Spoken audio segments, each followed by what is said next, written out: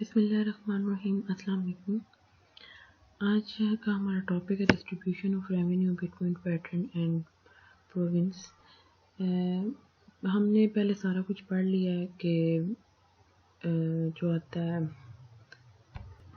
Taxes कैसे आते हैं, कहाँ से आते हैं, किन किन चीज़ों पे लगाए जाते हैं। फिर उसके बाद आके उन्होंने कमेटियाँ बनाई हैं, एक रूल सेट किया है कि जो टैक्सेस का पैसा है वो किन किन कमेटीज़ को जाएगा और फिर वो आगे कैसे कंट्री को किस तरह वो पैसे वो जो रेवेन्यू है वो भेजेंगे। अब हम पढ़ेंगे जो रेवेन्यू आ रहा है, ये अब किस तरह डिवाइड होगा। पहले फेडरेशन के पास जाएगा और उसके बाद फिर प्रोविंसेस के पास किस तरह जाएगा, इसकी डिस्ट्रीब्यूशन कैसे होगी। सबसे पहले इसका इंट्रोडक्शन है कि it is essential to know how authorities which revenue.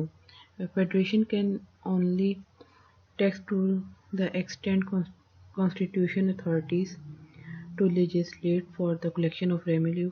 Similarly, provinces can only register of levy of taxes to extent it is clarified to the constitution of Pakistan. कि फेडरल के पास जो है ना पूरे मुल्क का डिस्ट्रीब्यूशन आती है और प्रोविंसेस के पास फिर 4 प्रोविंस हैं, 4 प्रोविंस के गवर्नर बनते हैं। उसके बाद फिर हर प्रोविंस के बाद अलग अलग डिस्ट्रीब्यूशन जाती है जैसे जैसे उनकी डिमांड होती है। नेक्स्ट है कि नेशनल फाइनेंस कमीशन। ये एक नेशनल फाइनेंस कमीशन बनती है within 6 months of commencing day and thereafter it interval no exceed 5 years. The President shall constitute a National Financial Commission consisted of Minister of Finance of Federal Government and the Minister of Finance of Provincial Government, and such other person may be appointed by the President after consultation with the governor of Pakistan, governor of province. इसमें ये होता है कि जब हुकूमत बनती है नई हुकूमत, वो उसके जो ये कमीशन होता है बन तो पहले दिन ही जाता है, लेकिन विद इन 6 months उन्होंने अपना कमीशन बाकायदा सेट करना होता है जो 5 साल तक चलता है। मतलब जब तक वो प्रेसिडेंट है तब तक ही चलेगा। उसके बाद नई दोबारा से वोटिंग होगी, नई हुकूमत आएगी 5 साल बाद। तो इसमें वो बताते हैं कि जो कमीशन बनता है, इस कमीशन में कौन कौन लोग होते हैं। इसमें मिनिस्टर ऑफ फाइनेंस जो होता है वो फेडरल गवर्नमेंट का होता है and minister of finance provincial government के जो जितने गवर्नमेंट के आगे लोग होते हैं, प्रोविंस में जो गवर्नर होते हैं इसके उसके भी मिनिस्टर ऑफ फाइनेंस होते हैं और कुछ दूसरे लोग जो गवर्नर ऑफ प्रोविंस जो अपने लिए हायर करते हैं। It shall be the duty of National Finance Commission to make recommendation to the President कि ये जो होती है नेशनल कमीशन फाइनेंस कमीशन की जो काम होता है, ये रिकमेंड करते हैं प्रेसिडेंट को कि उन्हें आगे जो फर्दर उन्होंने डिस्ट्रीब्यूशन करनी है उनको साथ साथ बताते रहते हैं कि किस किस जगह पे कितनी डिस्ट्रीब्यूशन करनी है और ये सारा सेटअप होता है। The distribution between federation and provinces of the net procedures of the taxes कि ये प्रोविंस को कैसे डिस्ट्रीब्यूट करना है, फेडरल आगे जो फेडरल है वो आगे प्रोविंस को किस तरह डिस्ट्रीब्यूट करेगी। To make the grant in aid by the federal government of provincial government, the exercise of federal government and the provincial government of the borrowing power conferred by the Constitution and any other matter related to the finance referred to the commissions by the President. Taxes on the sale and the purchase of goods, import, export, produced and manufactured, consumer मतलब कि जो taxes लगते हैं इस पे goods पे, जो हम गुड्स एक्सपोर्ट कर रहे हैं या इंपोर्ट कर रहे हैं और जो जो चीज़ें बन रही हैं इनके टैक्सेस, ये सारा कुछ इसको बनाया जाता है शेड्यूल के किस चीज़ पे कितना टैक्स लगाएंगे और फिर आगे उनको डिवाइड कैसे करेंगे।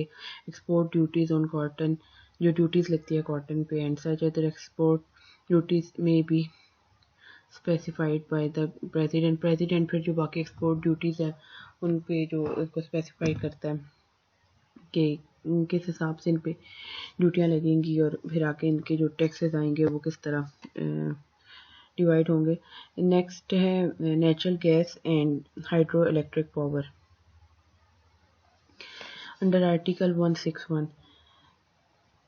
The net process of federal duty of excise and natural gas levied a wellhead and the collected by the federal government and of the royalty collected by the federal government shall not form the part of federal consolidated fund and shall be paid to the province in which wellhead to of federal natural gas is situated.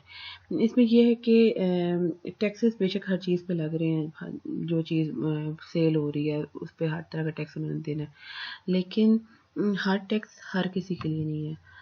इसमें अभी उन्होंने ये बताया है कि जो natural gas हमें मिलती है, नेचुरल गैस जो आती तो बलूचिस्तान से आ रही है, लेकिन बलूचिस्तान में यूज़ नहीं हो रही, बाकी सारे सूबों में वो जा रही है। तो ये जो पैसा मिलेगा नेचुरल गैस से, ये टैक्स हमें मिलेगा, इसको फेडरल कंसोलिडेट फंड में नहीं ऐड करना, इसको सिर्फ इसको बलूचिस्तान के जो सूबे पे मतलब बलूचिस्तान का जो फंड है, प्रोविंस का जो फंड है उसमें ऐड करना है, और ये पैसा सिर्फ बलूचिस्तान वालों के लिए यूज़ किया जाएगा उसकी तरक्की के लिए। इस पे मतलब और किसी का कोई हक नहीं है, ये टैक्सेस और किसी के काम के लिए इस्तेमाल नहीं होंगे। इसी तरह the net process of federal duty of excise on oil levied off at wellhead and collected by the federal government shall not form the part of federal consolidated fund and shall be paid to the province in which well-headed oil is situated। Same इसी तरह अब ये जो oil है, oil भी जिस सूबे से निकल रहा है और वहाँ पे तो कम ही उन लोगों को मिलता है, बाकी पूरे पाकिस्तान में डिस्ट्रीब्यूट हो रहा होता है। तो इस ऑयल से भी जो पैसे मिलेंगे वो भी फेडरल कंसोलिडेट फंड में नहीं जाएंगे, वो पूरे पाकिस्तान के लिए इस्तेमाल नहीं होने चाहिए, वो सिर्फ उस सूबे की तरक्की के लिए, उस सूबे की ज़रूरत के लिए इस्तेमाल होने चाहिए। और ये सारा कुछ जो है ना अंडर आर्टिकल 616 में इन्होंने डिसाइड किया हुआ था कि ये जो चीज़ें जो रेवेन्यू या इन चीज़ों से मिलेगा, ये सिर्फ उन्हीं सूबों का, उन्हीं प्रोविंसेस का हक है जहाँ से ये मिल रही हैं। इस पे बाकी किसी का मतलब बाकी सूबों का इन पे कोई हक नहीं है। नेक्स्ट है pure sanction of president required to bill affecting taxation on which the provinces are interested under Article 162. No bill in which impose or varies a tax or duty, the whole or part of net process whereof is assigned to any province or which the varies the meaning of expansions agricultural income as defined for the purpose of enactment relating to the income tax or which affect the principle on which under any of the foregoing provision of this chapter money are or may be distributed to the province shall be introduced or move in the National Assembly expected with the previous sections of the President।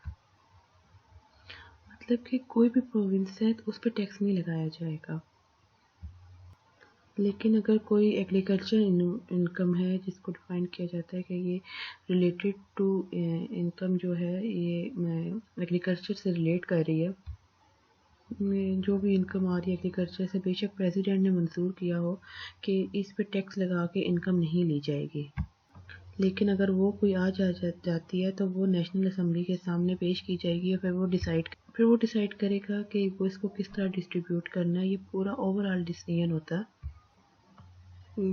उसमें बताया जाता है कि कहाँ से tax लेना है, कहाँ पे नहीं लेना। नेक्स्ट है 3.5 provincial taxes in respect to profession under article 163। A provincial assembly may be act impose tax not exceed such limit as may be from time to time by fixed by the Act of Parliament on person engaged in professions, trade, calling, or employment, or no such act of assembly shall be regarded as the imposing a tax on income। के जो provincial assembly जो tax लगाती है वो एक limit तक लगाती है, एक लिमिट से ज़्यादा वो टैक्स नहीं लगा सकेगी। कि कोई बंदा है, ट्रेड कर रहा है या एम्प्लॉय है, रिगार्ड एज द इम्पोजिंग का टैक्स ऑन इनकम, जिसकी इनकम पे टैक्स होगी वो एक लिमिट तक लगी होगी, उस लिमिट से एक्सीड नहीं करेगी। नेक्स्ट है grant out of consolidated fund under Article 163, the Federation and provinces may take a grant for any purpose, notwithstanding that the purpose is not on with respect or to which Parliament, as such, in this case, may be a provincial assembly may makes law। कि consolidate fund के अलावा हमने पढ़ा कि grants ली जा सकती हैं, उसके आगे रखी जा सकती हैं। ऐसे तो नहीं किसी मुल्क में कोई प्रोजेक्ट शुरू हो जाता है, कुछ फेडरल गवर्नमेंट करेगी, कोई प्रोविंशियल गवर्नमेंट करेगी, सारी ग्रांट इकट्ठी करेगी, उसके बाद उस प्रोजेक्ट के अकॉर्डिंग उसकी ग्रांट देगी और फिर फर्दर उस पर काम होगा। आज के लिए इतना ही है। नेक्स्ट पर हम आगे से कंटिन्यू करेंगे नेक्स्ट लेक्चर में। Thank you.